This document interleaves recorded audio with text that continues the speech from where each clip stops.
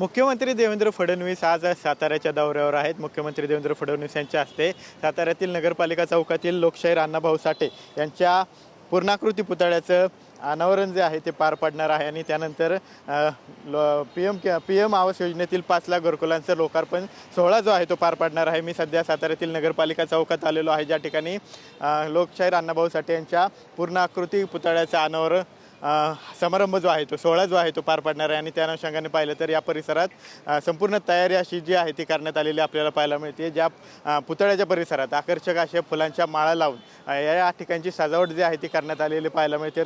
जर दुसरीकडे पाहिलं तर आकर्षक अशी सजावटसुद्धा या ठिकाणी करण्यात आलेली आहे। मात्र दुसरीकडे पाहिलं तर अशा ठिकाणी जी याआधी फ्लेक्सबाजी मोठ्या प्रमाणावर करण्यात येत होती ती फ्लेक्सबाजी मात्र आजच्या कार्यक्रमाच्या निमित्ताने या ठिकाणी दिसत नाहीये।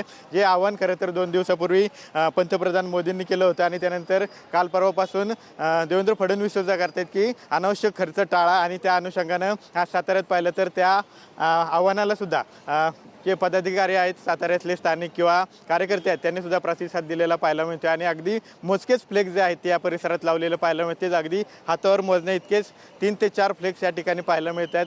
त्यामुळे एकूणच जे आव्हान खरं तर पंतप्रधान मोदी आणि देवेंद्र फडणवीस यांच्याकडून करण्यात आलेलं होतं त्याला कुठेतरी साताराकरांनी प्रतिसाद दिलेला पाहायला मिळतो आणि अगदीच मोजकेच 2 ते 3 फ्लेक्स लावत या ठिकाणी हा सोहळा जो आहे तो पार पडताना आपल्याला पाहायला मिळतो। कॅमेरा पर्सन तुषार सनसह विनय जगताप, TV9 मराठी, सातारा।